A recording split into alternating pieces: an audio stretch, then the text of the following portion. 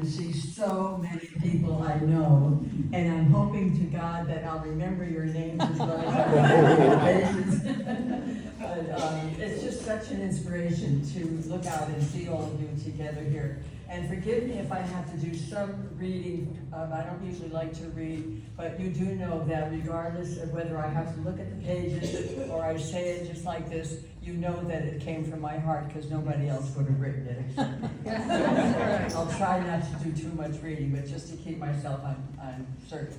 Okay, so first I want to say what an inspiration it is to look upon this wonderful group of people who I know are people who work for peace, justice, and better lives for all of our brothers and sisters throughout the world. And very special thanks to Frank Dorrell.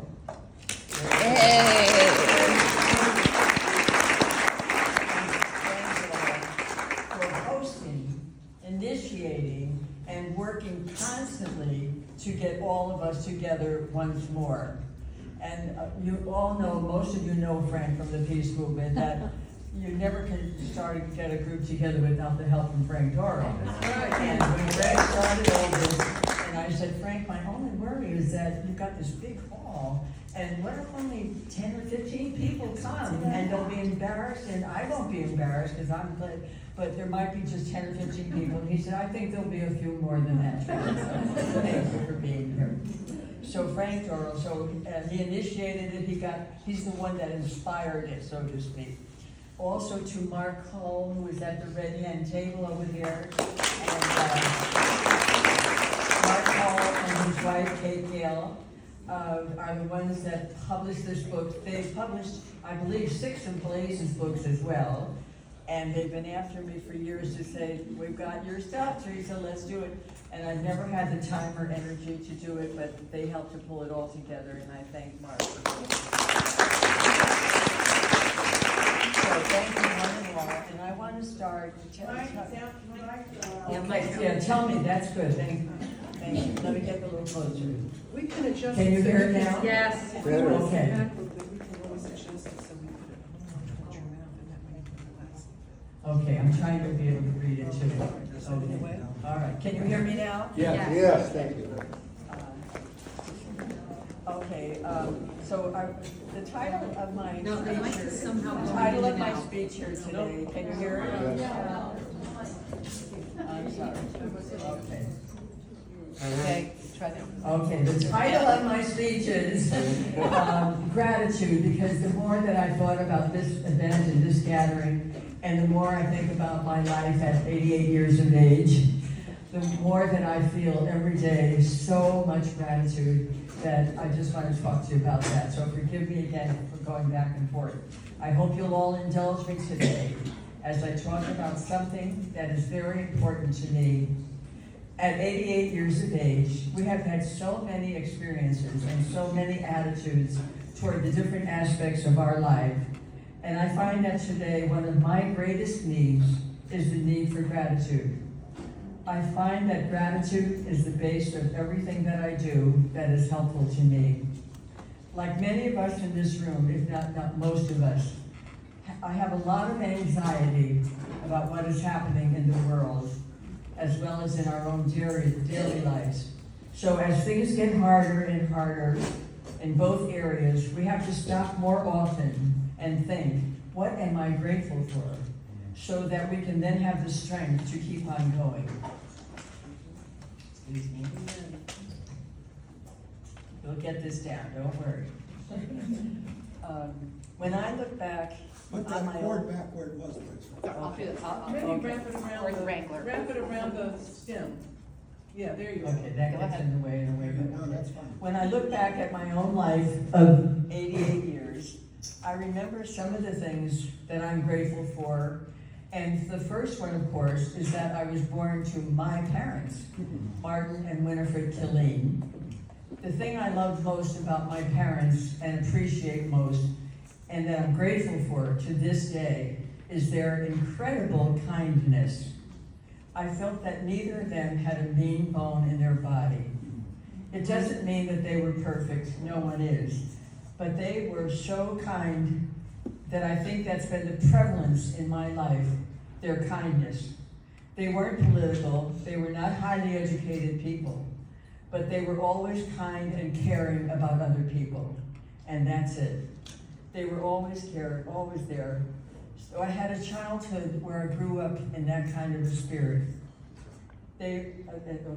So I had a childhood with them, and I'll jump over to the time when I entered the convent when I was 20 years old. Thank you. I appreciate everybody helping me to keep the mic and all this together. I mean that. I'm not embarrassed by. I decided at 88 I'm not embarrassed anymore. So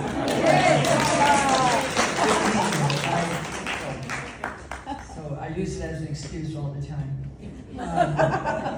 In spite of the fact that many people knew that I was in the convent for 12 years, and I didn't always want to be in the convent. I hadn't wanted to enter the convent.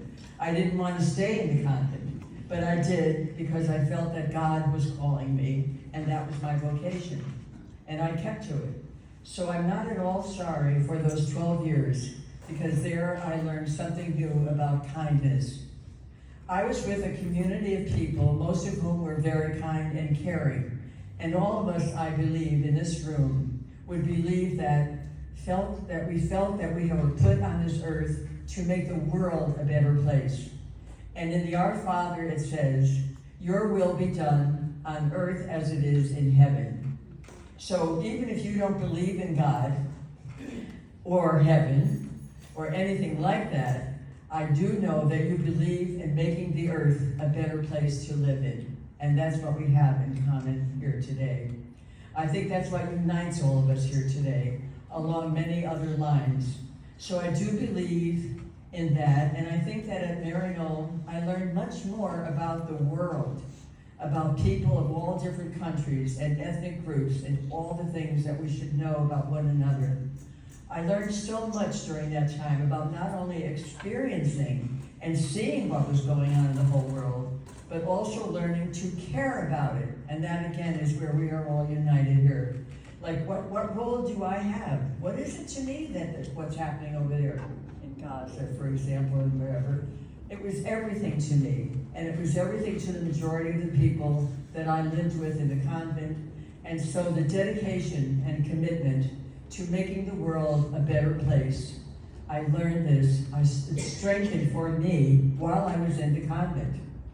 When I left the convent at age 32, I still found that what I was most grateful for was the peace community, which I immediately started acquainting myself with.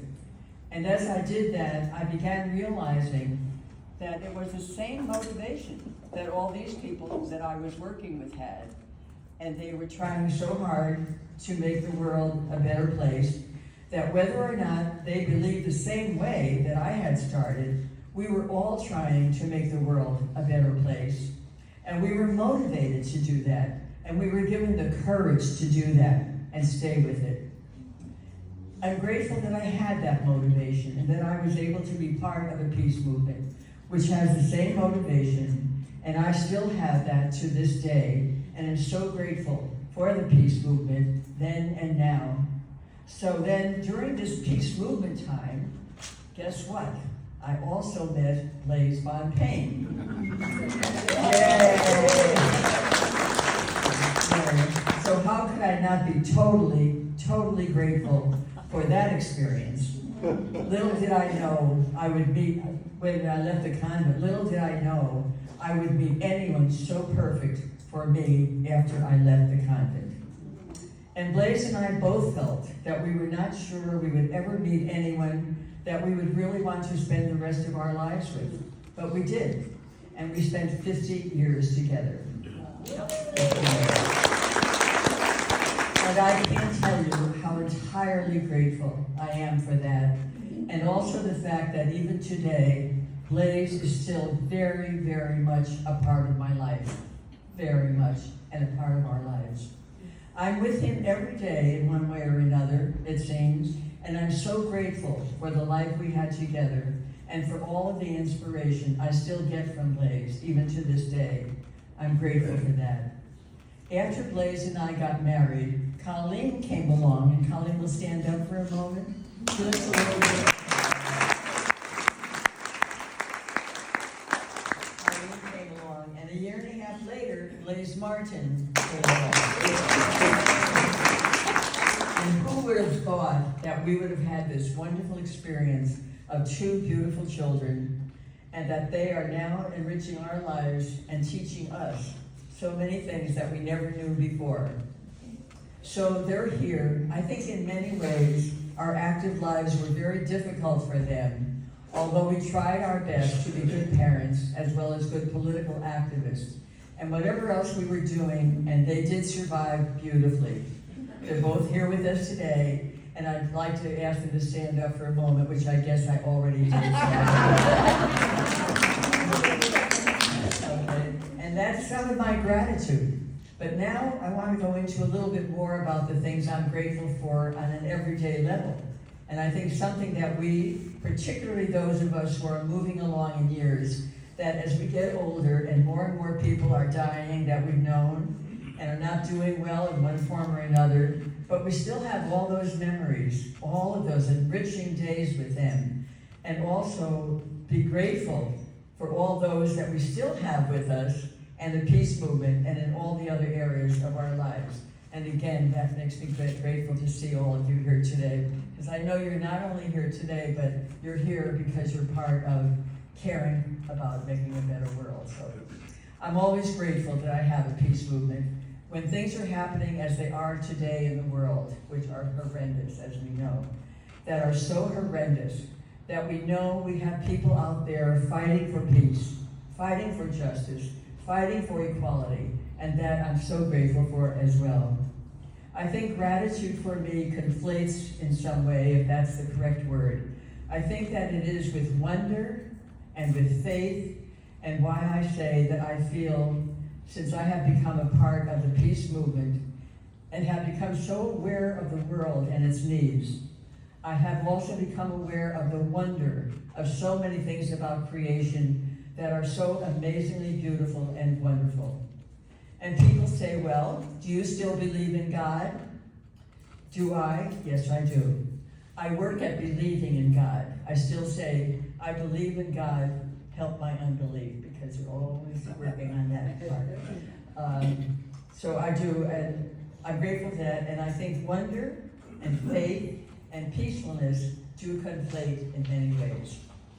As I read the daily newspaper and feel we are probably in the worst period of American history that I have experienced, I refuse to lament, but instead try immediately to transform my grief and anger into energy, to think about how to use our efforts, our websites, our emails, our telephones, our house parties, etc., into changing the world situation. I am sustained by being a part of the peace and justice movement. One of my favorite expressions is, la lucha misma victoria. The struggle itself is the victory. We have not seen many victories, but every time we stand up to injustice, war, and oppression, we are ahead of the game, and we are victorious because we're following our conscience and our heart, and we're doing the best that we can to make this world a better place. We have not given in to despair or inaction, but instead we struggle and fight for justice and peace. We are victorious. Our work over the years has shown us that we are dealing with mothers who cry and children whose lives will never be the same. Many of the young people that we send off to war come back changed forever. We must have the will to stop war.